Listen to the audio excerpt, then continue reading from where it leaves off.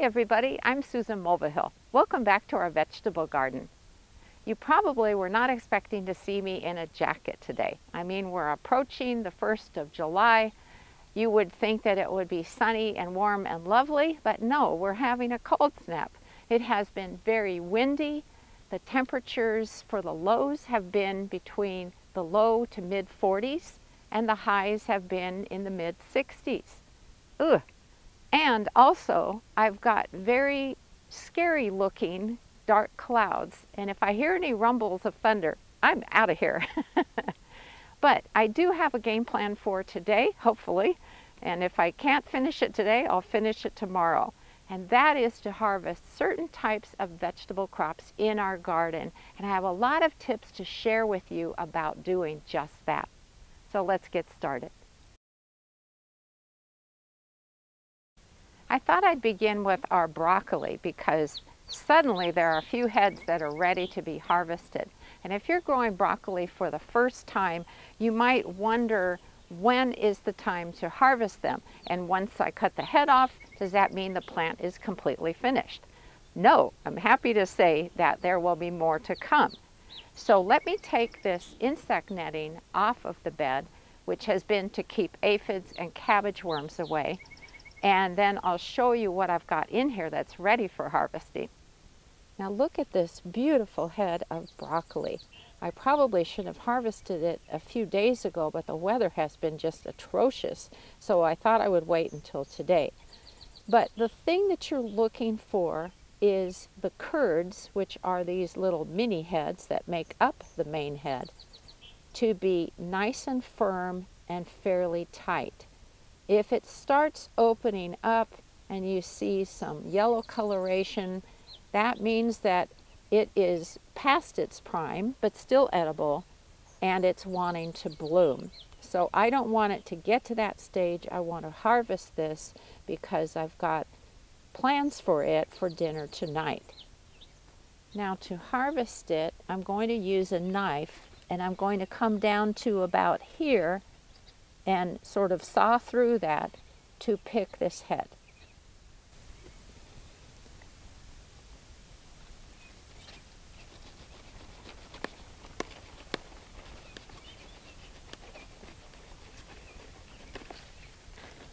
And look at that. Now, before I move on to harvest more heads of broccoli, I thought this plant would be a perfect example so you could see what's going to happen next. So see how there's all these side leaves here. What's going to happen is at the junction between the leaf and the main stem, now that the big head is gone, the plant is going to form secondary heads or side shoots. And so it's going to be at all of these spots here. So that's why I'm saying the plant isn't done even though I took off that main head. There's lots more broccoli to come. Now here is a different broccoli plant. You can see this head is quite a bit smaller. It's still really firm and tight. So it's not ready to be harvested, but you'd better believe I'm going to keep an eye on it. And of course, when things warm up here again, the heads are going to grow very quickly. Now I've only harvested 3 heads where I could see that the curds were starting to separate a little bit. I'm going to leave the other 9 plants alone, but keep a very close eye on those heads so I know the best time to harvest them. The second crop I wanted to talk about today is potatoes, and you'll recall that we're growing ours in cloth grow bags this year. We're growing Elba and Yukon Gem. This one is the Yukon Gem. And the thing that I wanted to explain is that not all potato plants will bloom. So you're not always going to see flowers on them.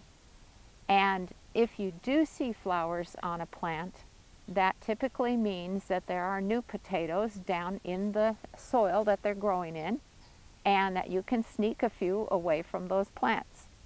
The other thing I wanted to explain is that when the potatoes bloom, sometimes those blooms turn into what look like miniature potatoes, and usually green. do not eat them because they are poisonous. That doesn't mean that your potato crop is poisonous, but you don't want to eat those little sort of tuber-like things that they produce after they've bloomed. But I do have a plant here that has some flowers on it, and what I'm going to have to do is just put on a pair of gloves and sort of feel in there and see if I can feel a few potatoes. I'm making a stew tonight, not something I normally would make during the summer. However, given the circumstances of it being very cold, we thought that would be a nice thing to make for dinner tonight. So yeah, I need some potatoes.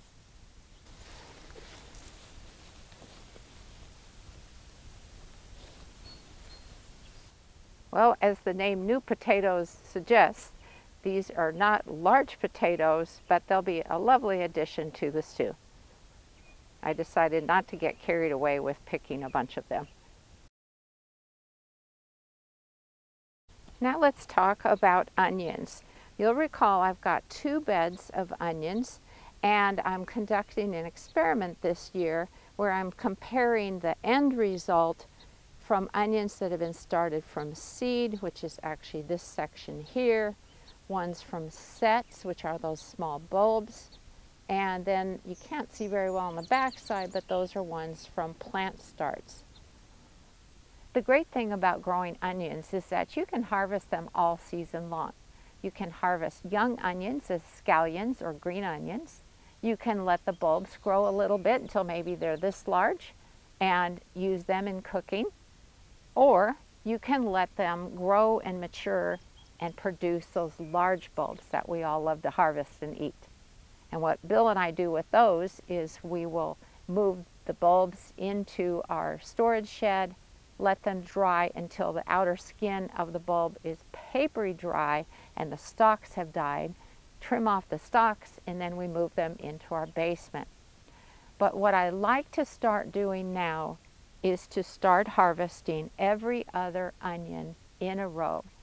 And we'll obviously use those harvested onions for cooking projects. But what happens is by picking every other one, it's leaving more room for the remaining onions to develop the bulbs. So that's what I wanted to start doing today.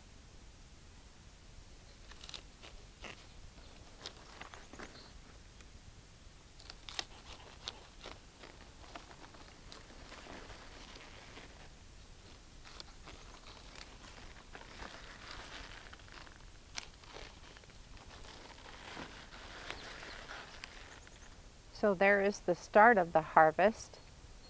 These are the white onions that were started from sets. The next thing I want to harvest is Swiss chard leaves, and they are in this covered raised bed. So let's see what's available for picking today. Now it's gotten a little wild and woolly in this bed because I have been so busy lately. And I can see that the arugula plants have gone to seed. That's not good. But I'm hoping I can just pick off the stems where the buds are and continue to harvest from them. But today I wanted to focus on Swiss chard.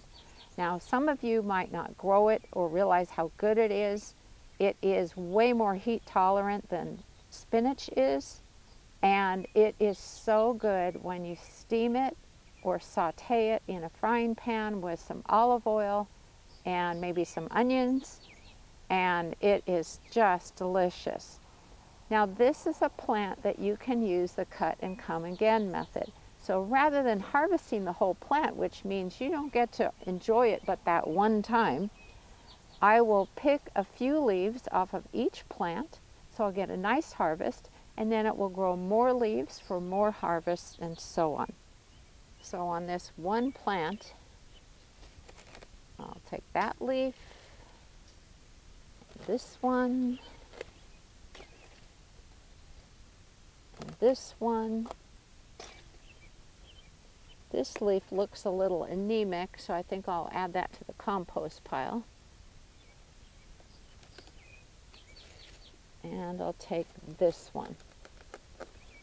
So that's what I'm going to do as I go through this bed. If it's a smaller plant, I'm just going to take a leaf or two, and I will end up with a very nice harvest. I also can see I have quite a bit of weeding to catch up on.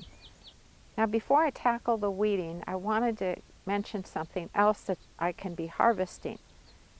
In addition to Swiss chard and arugula growing in this bed, I also have a couple of rows of beets. I've got golden beets and cylindra. And I'm embarrassed to admit this, but I went through most of my gardening life not realizing that beet greens are delicious. And same thing, steam them or saute them in a saucepan with some onions and garlic, and you will be amazed at how good they are. So you see these beet leaves here, these can be harvested as well. Now obviously the plants need to form a bulb, and that's what I'm looking forward to harvesting closer to the fall.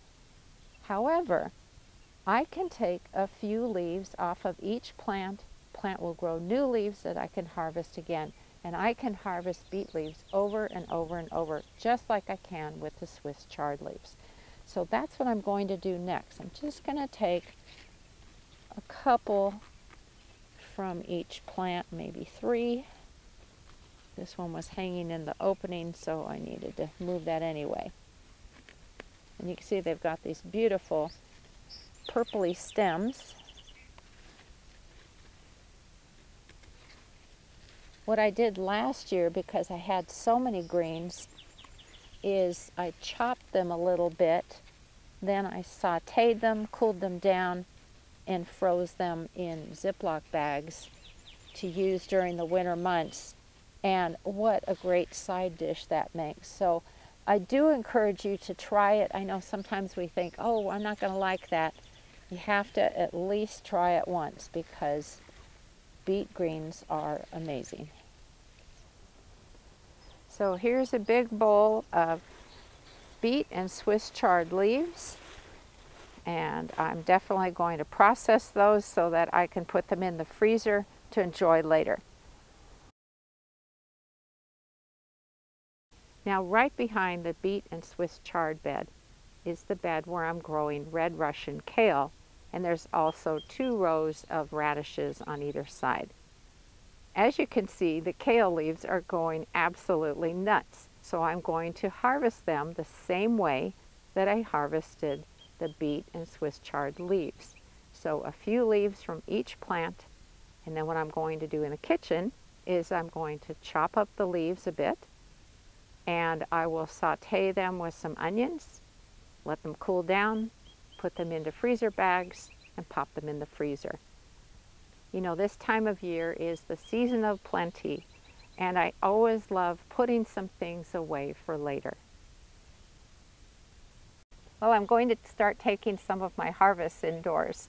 Thanks so much for watching today, everybody. I hope you found it interesting and picked up some new tips. I'll see you next week. Happy gardening.